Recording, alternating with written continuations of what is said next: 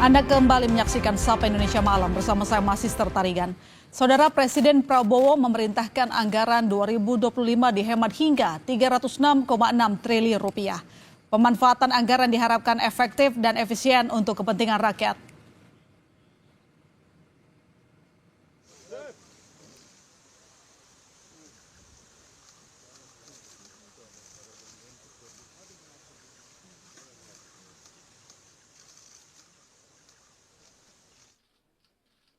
Presiden Prabowo Subianto meminta jajarannya melakukan efisiensi anggaran. Penghematan anggaran diperlukan untuk membiayai program-program prioritas pemerintahan Prabowo Gibran. Keinginan Presiden ini tertuang dalam Instruksi Presiden Nomor 1 Tahun 2025. Dalam Inpres tersebut, Presiden menargetkan penghematan anggaran baik di pusat maupun daerah di 2025 mencapai 306,6 triliun rupiah lebih. Dalam Inpres, Presiden Prabowo juga memerintahkan membatasi belanja untuk kegiatan yang bersifat seremonial, kajian, studi banding, dan seminar atau focus group discussion. Presiden Prabowo juga meminta biaya perjalanan dinas pejabat dipangkas hingga 50%. Menurut Presiden Prabowo, dengan memangkas anggaran perjalanan dinas bisa menghemat 20 triliun lebih. Prabowo menyebut anggaran yang dihemat bisa digunakan untuk memperbaiki puluhan ribu sekolah. Prabowo meminta seluruh jajarannya mematuhi keputusannya untuk menghemat anggaran negara. Perjalanan dinas dikurangi, potong setengah. Dengan setengah kita bisa menghemat 20 triliun lebih. Kalau kita hitung 20 triliun, berapa puluh ribu sekolah, gedung sekolah bisa kita perbaiki.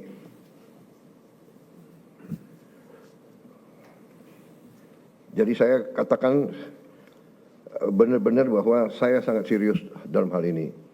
Saya minta loyalitas semua menteri, semua kepala badan untuk patuh dalam hal ini.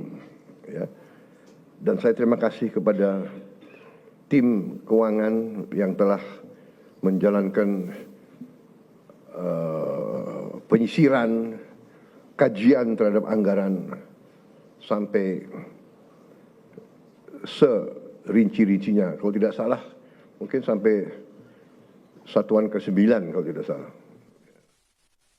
Menteri Keuangan Sri Mulyani menyebut langkah penghematan anggaran atas instruksi Presiden tak akan mengubah postur APBN. Kalau postur diusahakan tidak, tapi kan nanti kita juga akan sampaikan ke DPR pada saat nanti kan pergerakan kan postur bukan hanya karena impres ini kan, tapi dari impres insya Allah enggak, karena kan itu melakukan dinamika dari belanja saja, tapi dari proyeksi penerimaan dan kemudian bagaimana eksekusi belanja itu kan yang biasanya nanti kami sampaikan dalam laporan semester ke DPR.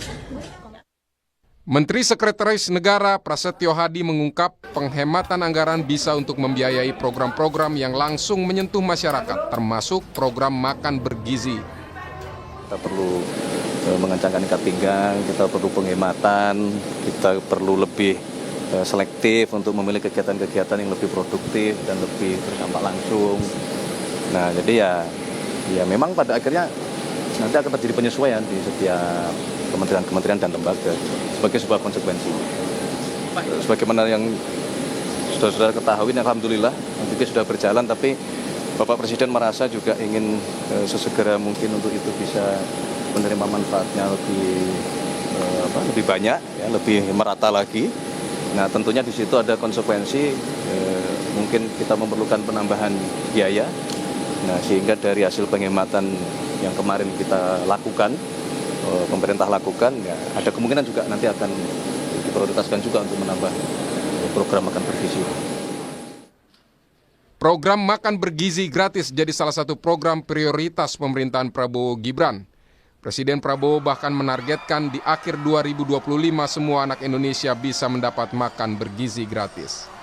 Saya, Prabowo Subianto, Presiden Republik Indonesia, saya minta maaf kepada semua orang tua, kemudian semua anak-anak yang belum menerima. Tapi saya yakini bahwa tahun 2025, akhir 2025, semua anak Indonesia akan dapat makan bergizi.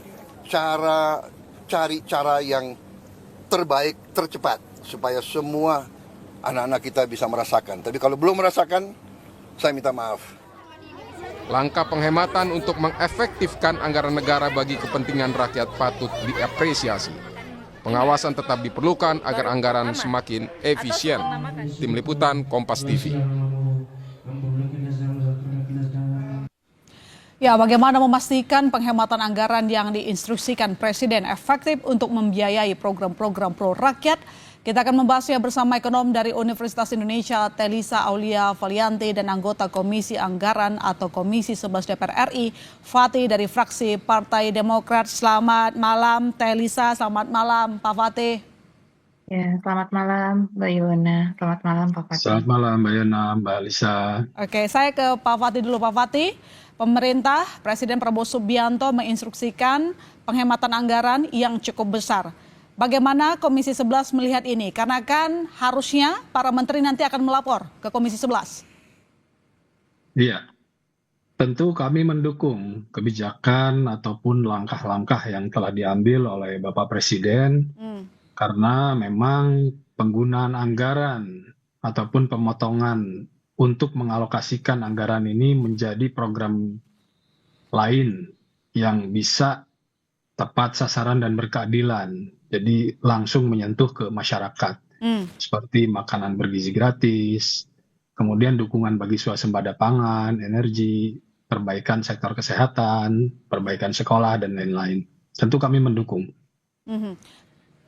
Penghematan anggaran ini diumumkan setelah kemarin sempat dikatakan oleh Kepala Badan Gizi Nasional bahwa MBG perlu dana 100 triliun rupiah. Artinya kalau penghematan anggaran dari 300T tadi dialokasikan untuk MBG, Komisi 11 DPR setuju saja? Oh tentu, ini adalah program yang sangat baik, kami mendukung, dan tentu untuk terlaksananya program MBG ini secara merata bagi masyarakat membutuhkan sumber daya ataupun membutuhkan anggaran yang cukup.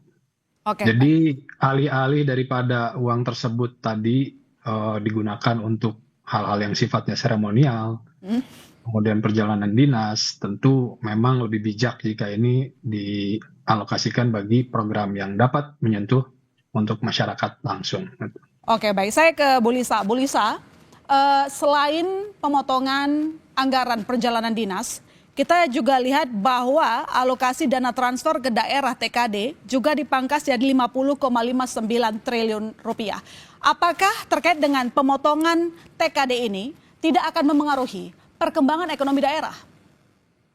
Ya, tentu akan ada dampaknya ya. Tetapi tadi dengan adanya program-program yang diharapkan bisa mendorong langsung kepada rakyat, diharapkan mungkin neto efeknya tetap positif. Jadi artinya ada pengurangan karena memang kemarin kan banyak sekali ya analisis bahwa efektivitas belanja daerah itu juga masih menjadi masalah karena banyak dana mengendap di BPD ya. Banyak sekali. Jadi dari daerah sendiri kapasitas penyerapan anggarannya itu memang beberapa daerah ya dan banyak daerah itu belum optimal. Nah, sehingga ini direalokasi seperti itu. Jadi sebenarnya ketika daerah itu mungkin belum menyerap secara optimal, ketika itu direalokasi seharusnya bisa memberikan dampak yang positif. Nah, tetapi tadi ada mungkin bagian-bagian dari yang belanja, tadi tergantung yang mana yang nanti akan berdampak ya, apa yang akan dipotong ya dari pemotongan transfer daerah itu, terus kegiatan apa yang akan dipotong. Nah, itu mungkin yang akan mempengaruhi kegiatan ekonomi di daerah. Tapi basicnya sebetulnya harus dihitung-hitung ya realokasinya itu seperti apa, sehingga nanti kita bisa membuat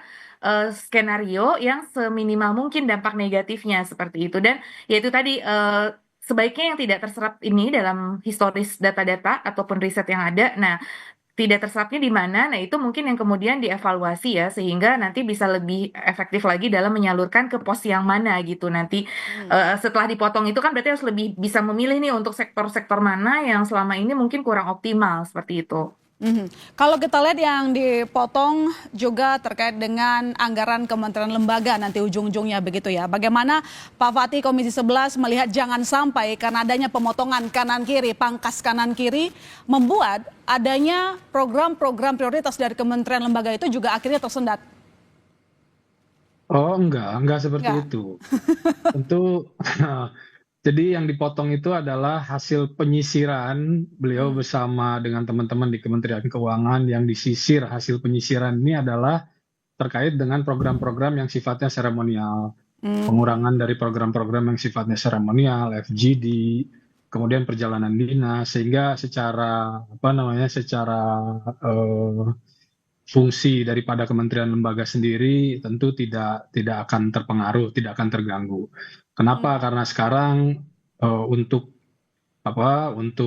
rapat-rapat itu kan bisa memanfaatkan teknologi seperti yang kita lakukan sekarang, kan kita bisa berdialog lewat online dan lain sebagainya. Kemudian kebutuhan kertas sekarang ini sudah zamannya paperless kan gitu.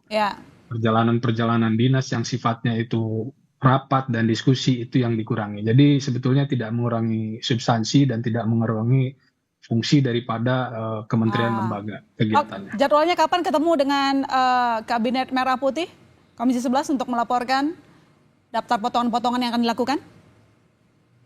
Segera akan dijadwalkan. Kami sudah melakukan komunikasi awal dan tentu menyesuaikan dengan berbagai pihak yang terkait gitu, Mbak. Oke, saya ke Bu Lisa. Bu Lisa, tahun ini tampaknya bukan tahun yang mudah. Target pendapatan negara juga tampaknya berat dilakukan karena adanya kenaikan PPN juga cukup mengganggu begitu ya, menambah beban rakyat. Apakah dengan langkah pemotongan anggaran ini bisa dikatakan sebagai upaya efektif untuk tidak memperlebar defisit anggaran? Iya, pastinya fiskal kita pengen tetap sustainable ya. Kita harus betul-betul menjaga fiskal sustainability kita dalam bentuk menjaga defisit pada tingkat yang aman. Dan kita tidak ingin hutang kita juga semakin membengkak ya, menjadi beban terus di masa yang akan datang. Sehingga kan kita juga makanya harus melakukan penghematannya. Jadi memang cukup mendukung, namun tadi mungkin perlu diperhatikan dampak-dampak kepada sektor yang tadi ya, mungkin seperti perhotelan, transportasi yang akan terdampak langsung. Memang itu akan ada shifting, realokasi ya, dalam ekonomi itu kita mindahin dari A ke B itu kan pasti ada opportunity cost ya. Cuma kan hitung-hitungannya itu tadi, nah tadi sudah appreciate banget katanya disisir sampai ke digit berapa yang sangat detail gitu ya, baru dalam sejarah Bapak Presiden juga menyisir sampai ke anggaran. Nah itu sisirannya itu juga mudah-mudahan lebih bisa memilah yang kita potong itu lemak bukan tulang gitu ya. Jadi konsepnya itu ya itu tadi yang kita potong. Supaya yang dipotong lemak bukan tulang, menurut Anda apa yang harus dipangkas? Ya, jadi ya itu tadi pemborosan-pemborosan yang memang kan kadang kita tadi ya acara-acara seremonial. Nah, tapi kalau untuk acara penelitian mungkin harus hati-hati juga ya, karena saya kan dari dunia akademik yang research juga ya. Jadi mungkin research yang mana yang tetap diperlukan oleh negara ya. Kadang-kadang kan ada policy research yang memang betul-betul dibutuhkan ya. Misalkan untuk urgensi dan sebagainya itu tetap menurut saya itu tetap diperlukan. Jadi artinya memotong-motongnya itu harus betul-betul hati-hati gitu ya. Dan dampaknya tadi nanti untuk impact ke sektor-sektor yang terdampak langsung itu juga harus ada semacam mungkin dipikirkan mitigasi resiko-resikonya ya. Di ke sektor perhotelan, hotel-hotel di daerah kan sekarang banyak mengeluh ya, mereka dibatalkan semua booking jalan apa itu ya, terus travel agent dan lain sebagainya. Nah itu harus dilihat juga karena di situ masyarakat kita juga cukup banyak yang bekerja di sektor tersebut ya, sektor-sektor sekunder dan tersier ini yang nampaknya akan terkena dampak negatif. Nah itu mitigasinya seperti apa? Jadi supaya tetap balance gitu. Jadi artinya bahwa dan kemudian juga itu ya korupsi yang harus juga dijaga supaya kepada efisiensi anggaran. Jadi jangan sampai gini kita motong ini tapi kemudian ada korupsi di yang besar-besar ya, misalkan di belanja-belanja modal yang besar malah bocornya lebih daripada penghematan itu. Nah, itu yang betul-betul harus dijaga. Jadi harus disertai dengan pengawasan kepada anggaran-anggaran besar. Kalau rutin kan cenderung lebih kecil-kecil ya, tapi banyak. Nah, tapi kalau belanja modal yang besar-besar yang rentan terhadap korupsi, nah itu yang harus dijaga juga supaya jangan sampai kita nambalin yang lain tapi kemudian bocor di yang lain. Nah, itu yang harus kita sinkronkan. Jadi harus disertai juga dengan pengawasan kepada anggaran-anggaran besar terutama di sektor infrastruktur atau di sektor-sektor yang selama ini rawan terhadap korupsi seperti itu. Dan itu nilainya besar. Nah, itu efisiensi anggarannya jadi harus menyeluruh, jangan yang hanya belanja rutin saja yang dipotong tadi yang itu ya, tapi juga belanja modal yang kemudian itu di situ ICOR kita tinggi yang menunjukkan kebocoran dan inefisiensi. Nah, itu juga harus dibetulkan gitu. Catatannya itu sih. Pak Fatih. Pak Fatih, pergerakan ekonomi saya kembali ke pernyataan dari Bu Lisa tadi bahwa yang namanya sektor misalnya hotel, restoran saat ini juga tengah lesu. Ketika perjalanan dinas itu biasanya cukup menyelamatkan mereka ya dalam berbisnis. Mitigasi risiko apa yang mungkin nanti akan didesak oleh DPR? Karena ini terkait dengan target pertumbuhan ekonomi juga kan. Itu bisa mengurangi konsumsi. Ya, betul. Namun perlu diperhatikan sekali lagi ini kan bukan menghilangkan sepenuhnya, hanya mengurangi. Jadi artinya bobot-bobot perjalanan dinas yang sifatnya seremonial dan juga sifatnya itu outputnya tidak jelas kalau bahasanya itu yang dikurangi gitu. Sehingga bukan berarti dengan adanya pemotongan ini sepenuhnya dihilangkan, tetapi mengurangi jumlah atau mengurangi bobot-bobot pada kegiatan yang memang sifatnya seremonial dan outputnya itu tidak terukur gitu. Output yang tidak terukur. Baik, saya ke Bu Lisa. Pertanyaannya adalah bagaimana kita memastikan bahwa efisiensi adalah hal yang cukup baik dan memang harusnya dilakukan begitu. Tapi bagaimana supaya memastikan efektivitas dari upaya efisien sehingga tadi kita punya target pertumbuhan ekonomi bisa tercapai, konsumsi juga tidak, karena konsumsi saat ini tengah bermasalah begitu. Ya, jadi saya setuju banget tadi mendukung apa yang disampaikan Pak Fatih ya, bahwa output dan outcome itu harus jelas. Jadi benar bahwa efektivitas itu adalah pada kegiatan-kegiatan yang jelas output dan outcome-nya. Jadi kita harus menegakkan performance based budgeting ya, kemudian juga ya penganggaran itu berbasis kinerja. Jadi kita harus punya kinerja juga. Jadi apa sih sumbangan dari setiap kegiatan itu kepada output? Jadi harus ada matriks yang menghubungkan setiap kegiatan-kegiatan itu outputnya apa, outcome-nya apa ya. Biasanya kami juga ya sebagai di perguruan tinggi negeri gitu ya, biasanya juga melakukan seperti itu. Kita melakukan kegiatan apa, itu outputnya apa, outcome-nya apa, harus bisa dipertanggungjawabkan dengan anggaran berapa. Jadi saya rasa itu yang harus yang menjadi KPI para menteri dan staf-stafnya ya, bahwa setiap kegiatan harus diarahkan pada mencapai target pertumbuhan 8% itu. Harus ada kayak semacam fakta integritas kita untuk mencapai itu. Nah, setiap program-program yang kita jalankan, kita mau FGD, kita mau melakukan kegiatan apapun itu, FGD itu nanti gimana ya sumbangannya kepada pertumbuhan ekonomi misalkan, atau FGD itu gimana mendukung kepada kajian untuk menghasilkan kebijakan yang bisa mendorong pertumbuhan ekonomi. Oke, perjalanan dinas tetap ada, tapi misalkan diperlukan untuk apa gitu. Terus proyek pembangunan apa, sekolah atau apa, itu kan kemudian outputnya apa, outcome-nya apa. Jadi semua bisa terukur ya. Jadi dalam suatu matriks ya, jadi harus ada dashboard gitu ya, yang semacam, ya mungkin udah ada ya dashboard KPI yang memperhatikan nanti setiap anggaran itu output outcome-nya seperti apa. Itu sebetulnya sudah ada ya, saya rasa di dalam sistem penganggaran kita yang berbasis kinerja, cuma mungkin lebih ditegakkan lagi dan lebih menjadi insentif juga nanti untuk kaitkanlah dengan tukin dan lain sebagainya, karena tunjangan kinerja harus betul-betul menggambarkan kinerja begitu. Nah, kinerja itu harus lebih dapat terukur ya. Jadi quantitatively bisa terassess gitu bahwa apakah target ini tercapai atau tidak seperti itu. Jadi setiap kementerian kan punya target untuk mencapai pertumbuhan 8% itu. Nah, program-programnya pun harus diarahkan ke sana bahwa mencapai target tersebut seperti itu. Jadi ya perlu sinergi multi pihak sih untuk menunjukkan bahwa ini memang kita benar-benar mencapai output dan outcome yang diharapkan seperti itu. Dan tentunya ada insentif dan disinsentif. Jadi untuk yang mencapai kinerja diberikan insentif, untuk yang tidak mencapai kinerja ya diberikan disinsentif seperti itu. Oke, pertanyaan terakhir saya ke Pak Fatih. Pak Fatih, selain penghematan anggaran, apa yang harus dilakukan pemerintah supaya penggunaan anggaran yang 3.000 triliun lebih itu bisa efektif untuk rakyat? Ya. Sebelum ke situ, saya ingin juga nambahkan sedikit bahwa pengurangan ini kan bukan berarti kemudian tidak ada penggunaan anggaran. Justru 300 sekian miliar ini akan direalokasikan kepada sektor-sektor ataupun kepada bidang-bidang yang justru langsung menyentuh ke masyarakat. Jadi alih-alih dipegang oleh dinas, kementerian, lembaga, ini akan digunakan untuk sektor-sektor yang berdampak langsung kepada masyarakat. Seperti makan bergizi gratis, sekolah, dan lain sebagainya. Jadi ini adalah sebuah program yang merupakan salah satu dukungan dan juga keinginan pemerintah untuk bisa berkeadilan gitu bagi seluruh lapisan masyarakat gitu. Jadi ini shifting daripada kementerian lembaga kemudian direalokasikan langsung ke masyarakat gitu. Kemudian gimana caranya supaya APBN kita ataupun indeks ICOR kita itu membaik, ya tentu ini berbagai pihak harus bekerja sama. Saya juga baru selesai minggu lalu dialog dengan BPK, kita lakukan penguatan kepada BPK RI sehingga kedepannya diharapkan kebocoran itu bisa semakin mengecil, mudah-mudahan bisa nggak ada gitu.